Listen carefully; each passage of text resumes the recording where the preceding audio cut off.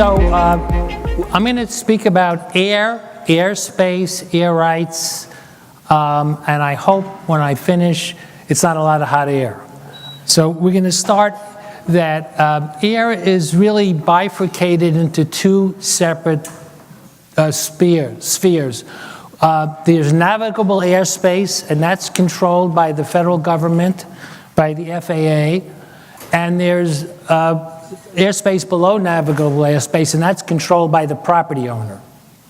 And that's very important, especially in Miami for development, because generally the navigable airspace is above 500 feet. That's an average level. It's actually a little bit higher in downtown Miami, but a lot of the projects, as you are aware of, are higher than 500 feet.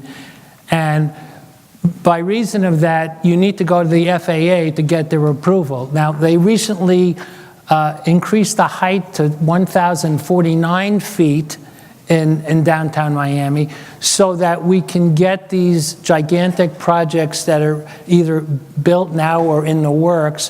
One of them is Panorama Tower, I'm sorry. And that's what it looks like. It's a mixed-use project. It has, in the tower, it has residential. At the base, it has office, and it has retail. Another project which hasn't been built yet is Skyrise Miami. That's going all the way up to the limits of the FAA. It's a Jeff Berkowitz project, and it's going to be looking like a gigantic slide at the end of the day.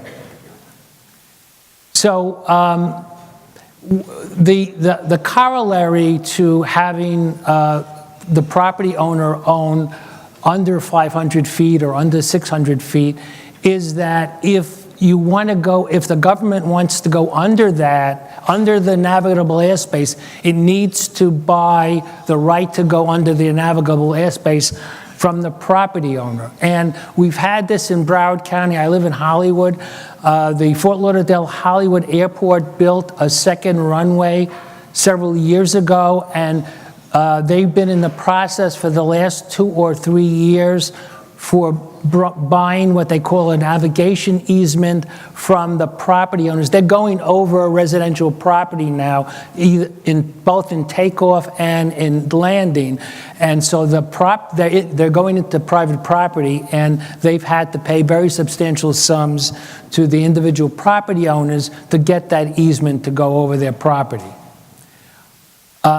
One of the primary uses of air rights is to increase density on property. So if you have two adjacent lots, one of which is built and one of which is going to be built, the one that's built, if it has less density than is permitted on that particular property in accordance with the zoning code, you can move that density to the property next door and build something that might otherwise not be permitted under the zoning law.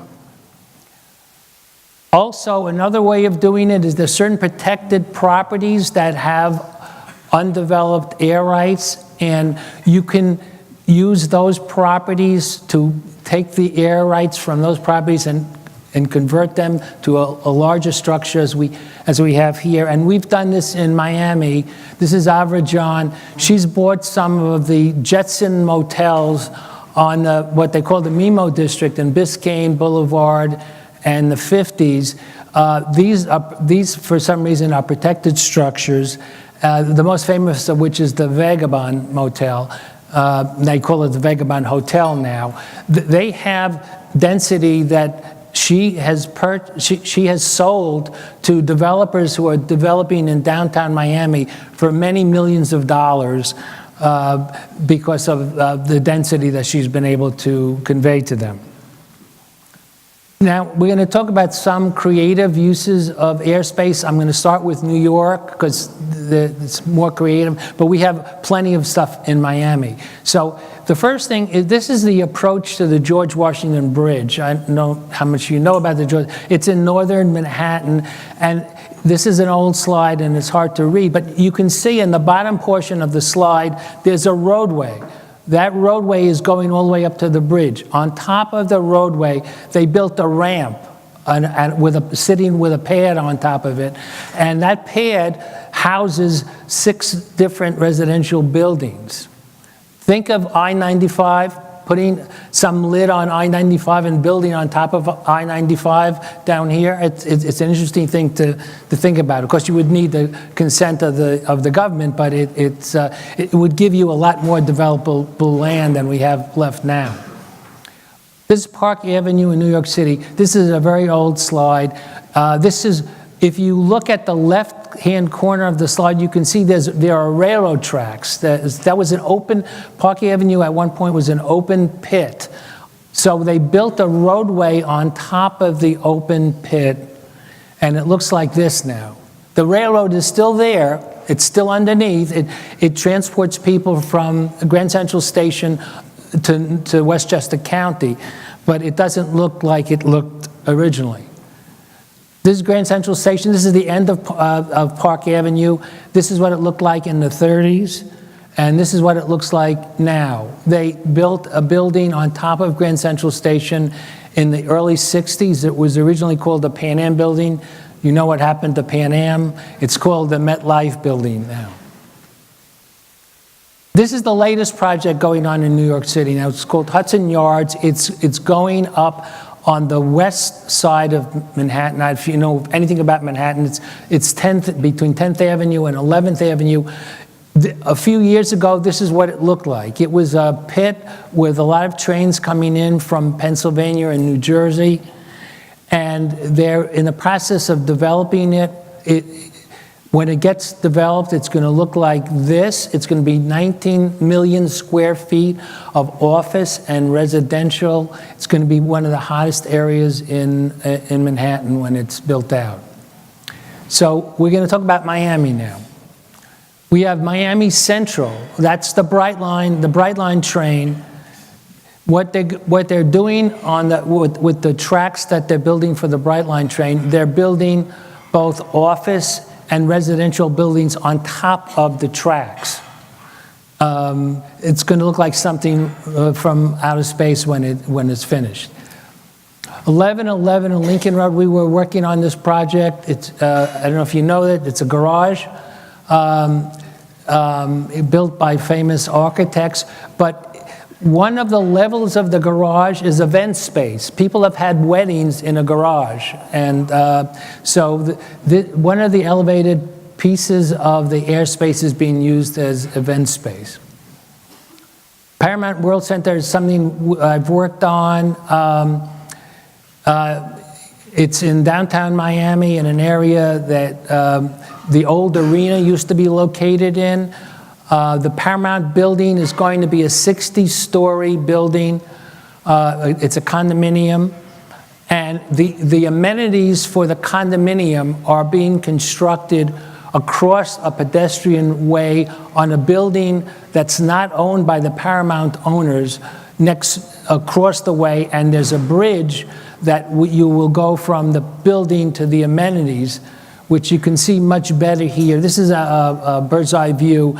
If you look at the middle of the chart, there's a beige building. That's the tower.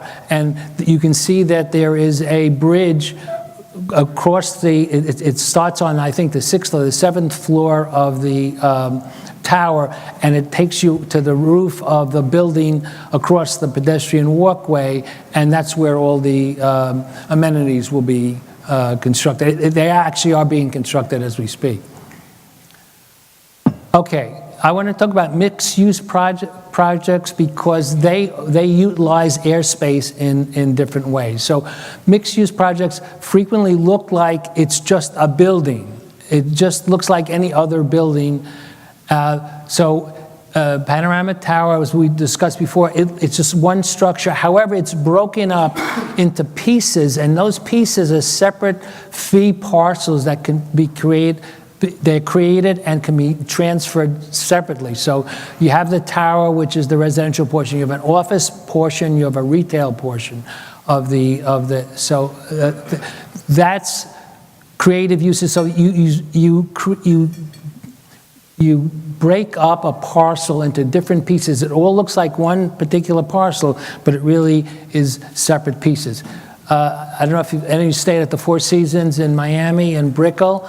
Okay, that looks like a single building. It really is not. If you looked at the legal descriptions of the portions of the building, they have 7 components in them. There's a condominium residence lot, a condominium hotel lot, a retail lot, an office lot, a spa lot, a garage lot, a hotel lot. They're all separately owned. All these pieces is owned by separate entities. The hotel lot is really the skin of the building, the roof of the building, and the hotel piece. All the interior portions, other than the interior hotel, are all owned by separate different owners. So it would look like, if you put it on the table and you had the legal descriptions, it would look like a jigsaw puzzle where you're putting the pieces of the puzzle together to make a unified whole. I think everybody's aware of Brickell City Center. That's the same. It's a mixed-use project. You see that they use the airspace above the roadways for bridges connecting different pieces of the project. And it's the same deal where you have mixed use, where you have separate pieces in one structure. This is just for illustrative purposes. So if you had a project that you wanted to build and you had this type of arrangement where you had apartments, a hotel, a movie theater, a restaurant, and you were thinking of what you needed to think about in terms of how you would make this kind of a project work, you would need easements. In other words, the apartments are really not on the ground. You need to get on the ground. The same thing with a hotel. So what are easements? Easements are rights of a property owner to use somebody else's property. So when you have one of these mixed-use structures, you're in the middle, you could be in the middle of a building, and there are a lot of things that you need to think about if you're either building one of these projects or you're representing somebody who's buying a piece of one of these projects. Parking. So in the slide we had before, you're the apartment building, where are you going to park? You're not going to park in the movie theater.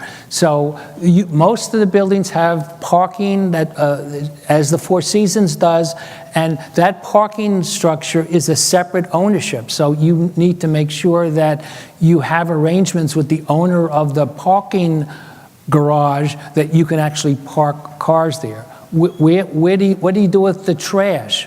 If you're in the middle of a building, you're not going to accumulate trash in the middle of the building. You need to have an easement on the ground in order to put a trash receptacle. The same thing with loading and unloading. You need a loading dock if you're moving people in or out, or moving furniture in or out. So you need to make sure that you get an easement on the ground in order to put in a loading dock. Same thing about utilities. It's another thing. If you're in the middle of a building, you have your own utility lines, or do you share utility lines with somebody else? How are the costs allocated? Do you have meters or sub-metering? Same thing with the HVAC. How do you do? So if you're putting one of these projects together, you have to think of these things. How is the building as a whole going to work?